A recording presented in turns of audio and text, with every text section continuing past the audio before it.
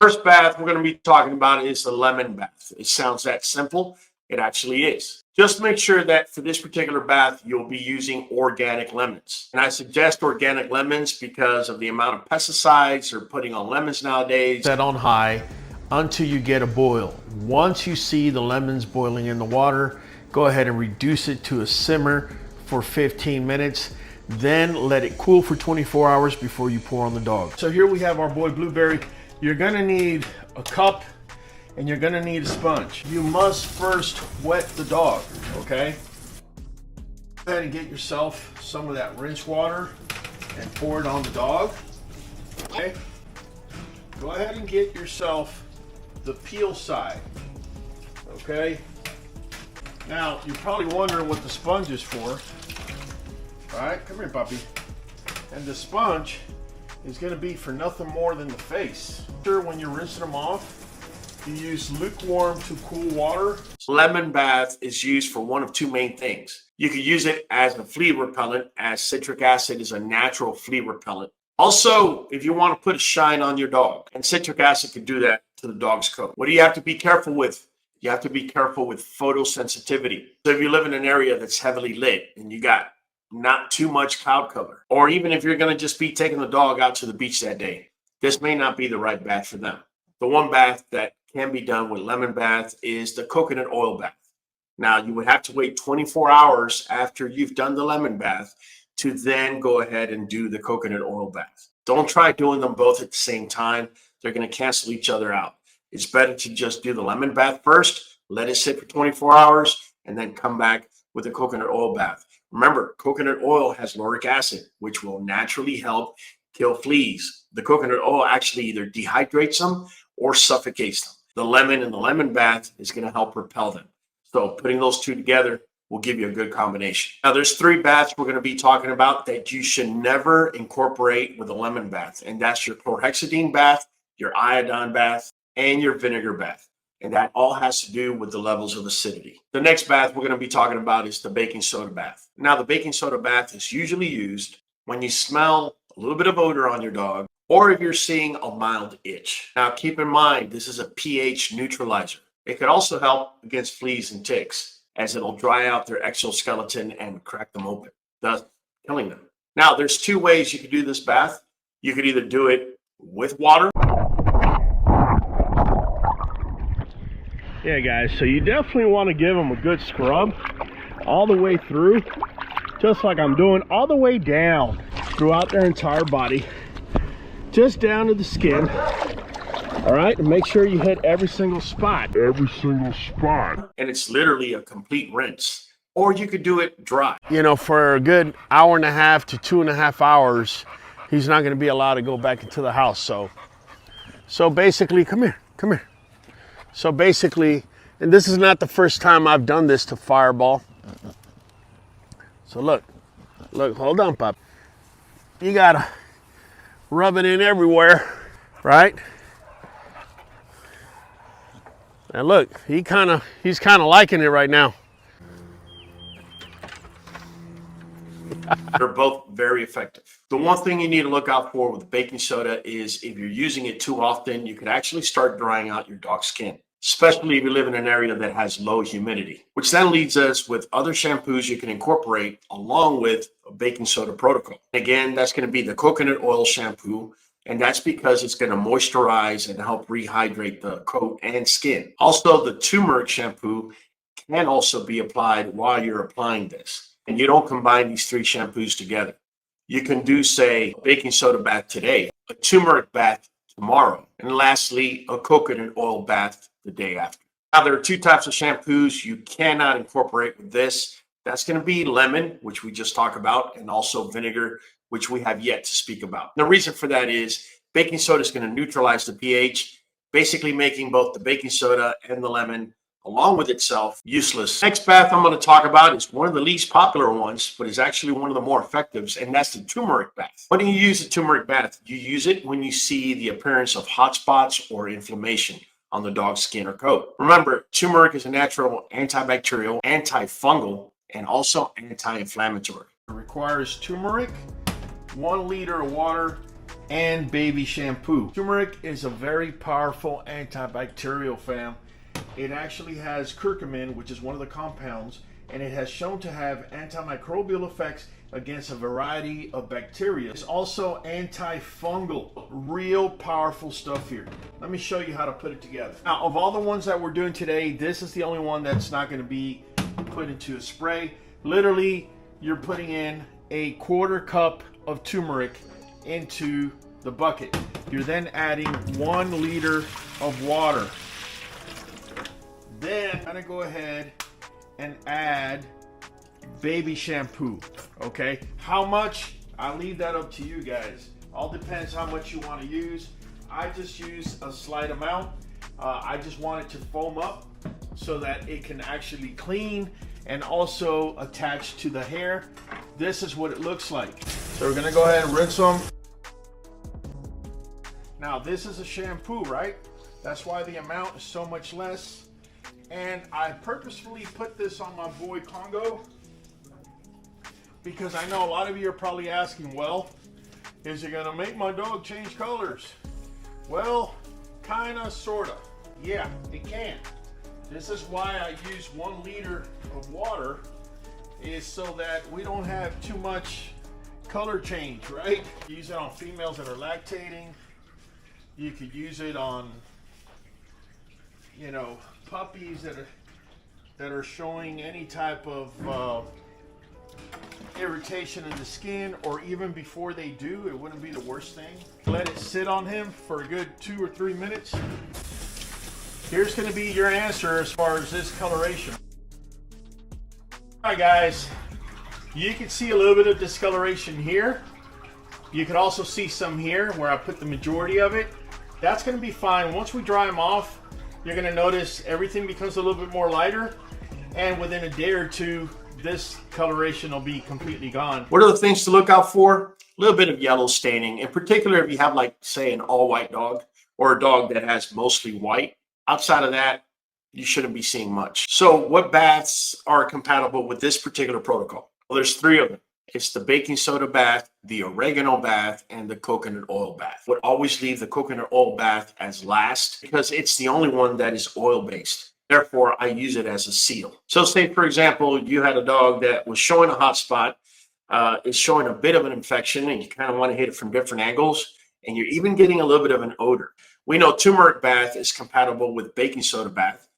Baking soda is going to help with the odor and also with a mild itch. Oregano is anti-everything that lives, basically. It has antibacterial and antifungal properties. So it's going to help you with whatever infection is going on. Coconut oil also is antimicrobial and antifungal. So you would be hitting this from different angles, including the turmeric itself, which is an anti-inflammatory, antibacterial, antifungal, yada, yada, yada. You put it together. The way I would probably do it is I can do a turmeric bath, say on a Monday, do a baking soda bath the following day. It could be dry or wet. Then I would do the oregano bath on Wednesday, a good seal on Thursday with a coconut oil bath. How long before you repeat these protocols? I would say anywhere between 5 to 7 days. Next bath I'm going to talk about is going to be the oregano bath. I already told you it's antifungal, antibacterial, but it's really strong against fungus.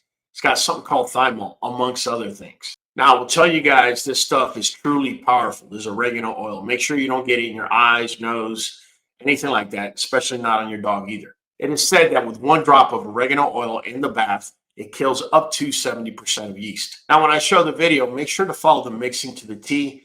You're going to notice we're only putting in 1 drop. Don't put in 2 or 3 drops without adding water. You could end up burning the dog. Come here, puppy. That's a good boy. Come here. There you go. Right there. Right? Yeah, this dude is really starting to come on, man. But there we go. Right? Gonna rub it. Yep. He really doesn't like none of this stuff on his head or face. So, as long as he doesn't have anything going on there, I spare him. Only because I don't want my dogs to hate the fact that they're going to be taking a bath. And yeah, there we go. And as simple as this was, now we're just going to let them air dry. You can actually incorporate turmeric bath, vinegar bath, and coconut oil bath. And again, coconut and turmeric are both antimicrobial and antifungal. So when you put them together with the oregano bath, you're hitting things from 3 different angles. That's what makes it much more powerful. There are 2 shampoos, however, I don't recommend using with the oregano bath, and that's the iodine shampoo. We haven't gotten to it yet, and the chlorhexidine bath. They're just simply too harsh of chemicals to also add on to this. This next bath is what I call the universal bath, and that's the coconut oil bath. Coconut oil bath, more than anything, it moisturizes the coat. It also helps kill fleas and yeast. This has to do with its 80% content of lauric acid. So what do you have to watch out for? You got to make sure you don't go a little too happy on the amount of coconut oil you're throwing on there. Otherwise, when you mix everything, you could end up with a greasy dog. Only gonna need anywhere between a cup to a cup and a half's worth. And there we are, cup and a half. Now, I'm gonna go ahead and put the coconut oil in there. Make sure it mixes as it's melting until it gets like this. All right, so we got our girl Sunshine, and I want to show you something. If you look at her leg right there, she got a little something starting out. I'm not gonna let it get any worse and wait another week. So she was bathed last week. We usually do it once every 2, but because I'm seeing a little something, we're gonna go ahead and hit her today. The most important thing that you need is water as your medium. What do I mean? You just don't grab that and just pour it over her. You gotta wet her up, right? Front to back. There you go, nice and warm. All right? Yeah, you can feel it. You can feel it too. So I'm gonna go ahead,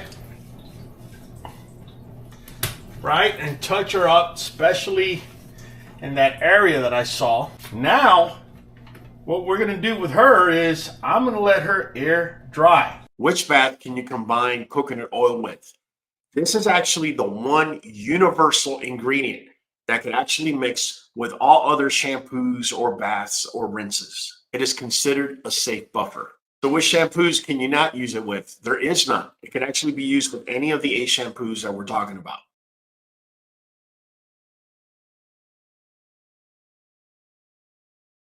It is great for fighting yeast overgrowth and itch relief. But there is one thing you need to watch out for. If there's any cuts, scratches, or even wounds on the dog's body, it's going to actually sting. So please, if your dog has a wound, please do not go to this particular bath as your first line. Make sure the wound is healed before you use this bath. Vinegar.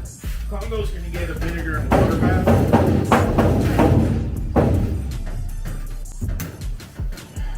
So, yeah, he gets really excited. You notice I'm using white vinegar. For some reason, my store doesn't have apple cider. If you don't have apple cider, you can always use white vinegar. Nothing wrong with that. So what we're going to do is we're going to go ahead and open up the water and get this boy started. Nice and warm. All right. Nice little rinse. Basically today with Congo, he's just getting a vinegar bath. This is white vinegar, right? We're making sure it gets in everywhere, man. Which baths, rinse, or shampoos can you mix with this? There's 2. The oregano bath, which you could do the same day.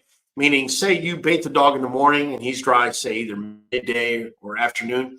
Turn around, you can do an oregano bath, no problem. Then the following day is when you do the coconut oil bath to seal it in. The 2 main shampoos you cannot mix this with, or it's not recommended, is chlorhexidine and iodine. There's a pH conflict. They're actually going to nullify each other if you try doing that.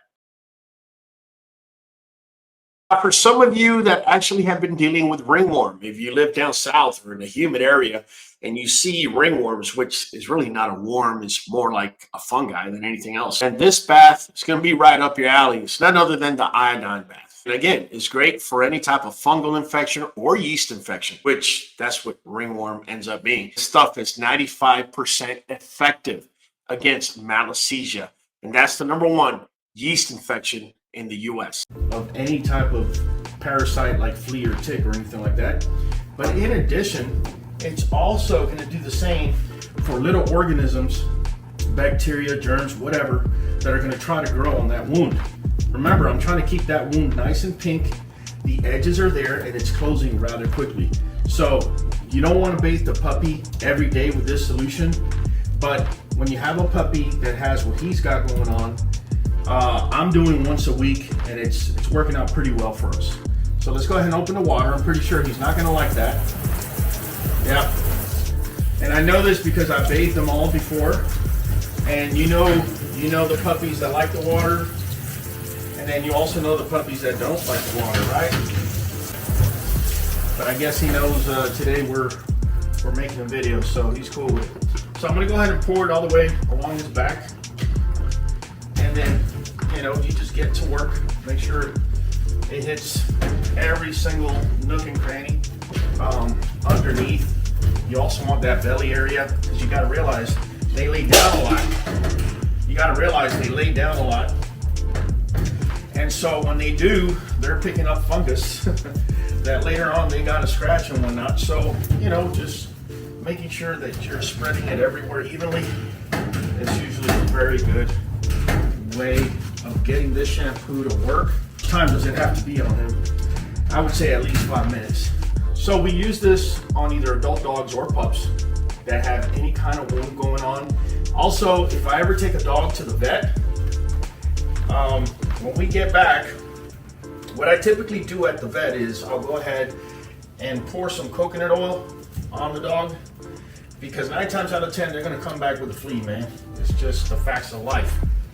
And the other thing is, once they come home, they're going to get themselves a nice little iodine bath so that we are able to kill the fleas and ticks and any parasites. Now, what to watch out for? First and foremost, you need to make sure that the iodine shampoo that you're going to be using is no higher than 7%. Anything above 7.5% can cause 1, staining, and 2, irritation. Stay away from that. Even if you're able to find 3% iodine shampoo, trust you me, that is exclusively powerful. You're not going to lose much between 7 to 3%. It's preferable to be below that 7% threshold than to be above it. What can you combine it with?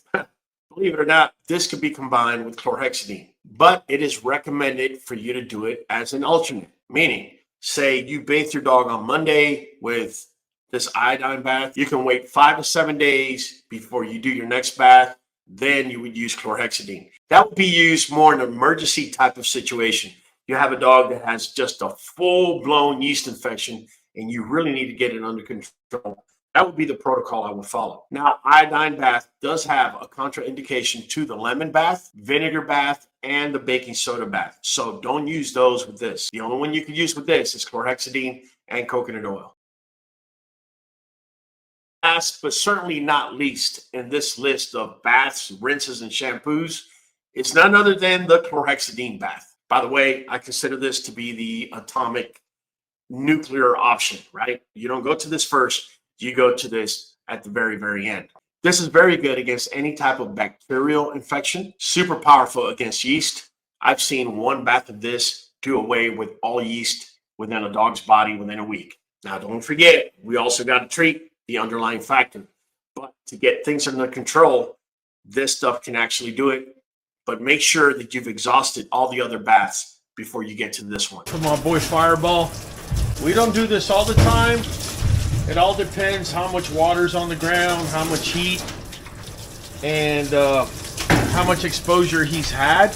You don't want to do these chlorhexidine baths more often than you have to. All you got to do is get him nice and rinsed. And what we're going to do is we're going to scrub it into him everywhere, right? Especially where there's all the folds. Just going to get it in there. There you go. Make sure you put it in them armpits, right? All them places where yeast likes to show up at. 5 minutes are up. Fireball could not be any happier. You want to make sure you rinse them off really well. You can do this once a week. At worst case scenario, twice a week.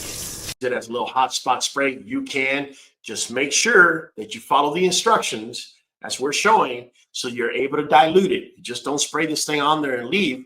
This stuff can actually be caustic. So if your dog has a wound, has a scratch, anything like that, and you're going to be bathing them with this stuff's going to be eating away at it while this stuff is still on the dog's skin and fur. By the way, you never leave this on a dog any longer than a good 5 to 10 minutes, and then you make sure you rinse it completely off. This is real powerful stuff. This is not to be played with. What do you need to look out for if you're going to be doing a chlorhexidine bath? First and foremost is going to be dryness of the skin and coat. Make sure you're using no more than 2% chlorhexidine. Anything above that, it's not going to make it more effective and is only going to hurt your dog. Like I said earlier, I can't stress, make sure you rinse your dogs well. If you're using just cold water to rinse the dog, I suggest you warm the water up. Don't make it hot, but lukewarm water is probably going to be the best. So what bath, rinse, or shampoo can you combine this with? You can combine this with iodine or coconut oil bath. Iodine must be done as an alternate. So do not go use iodine the same day you're putting this on your dog. If you're going to put this on your dog and you're also wanting to go with iodine, you need to give it at least a good 5 days before you go ahead with the iodine. Now, the coconut oil bath can be done a day after you've applied chlorhexidine. You go ahead and do it. You let it sit, wait for about 5 days, and then if you want to try with the iodine bath, you can at that point. What do you not combine this with? You don't combine it with the vinegar bath or the lemon bath, and it's got to do with the pH clash. Very many of you are seeing these so-called allergies popping up on your dogs. I will tell you that there are other things that can show up like allergies that are really not allergies. One of them could be worms. Certain parasites underneath the dog skin can actually cause allergy-like symptoms. And the same could be true with some nutritional deficiencies. A lot of you hit me up looking for answers. So I'm going to give you some answers that I am well aware of that may be able to answer what's going on with your dogs right now. For example, a zinc deficiency is going to show up as a dull, flaky coat. You're going to see persistent itching, even hair loss. One of the causes could be a poor diet, a grain-free kibble that you're feeding on a consistent basis. See, grain-free kibble does have certain drawbacks, as it's high in phytates, and that binds with zinc, and your dog can't absorb it. Another thing that you could be seeing is nothing more than essential fatty acid deficiency, which is going to show up as dry, itchy skin, excessive shedding, hot spots, ear infections. A lot of times it actually mimics atopic dermatitis. It could be due with low omega-3 fatty acids in the dog's diet or the dog's not absorbing it, which is happening more times than not. The other one that mimics food allergies all the time is a vitamin B deficiency. What could be some of the causes? Well, one of them could be grain-free kibble. It's usually low in fortified sources. The other one is raw diet. Believe it or not, raw diet does actually destroy B vitamins rather quickly. This is why I use and strongly suggest Nuvet and NuJoint DS. Everything we just spoke about, all the deficiencies we just spoke about, it's already in there. Not only that, it's made at human food grade level, 100% natural, has never been recalled, even though it's been around for close to 30 years. Now, there are many other things that if your dog is deficient in, they're going to mimic or they're going to show up as allergies. If you want to know more about that, make sure to click on this next video.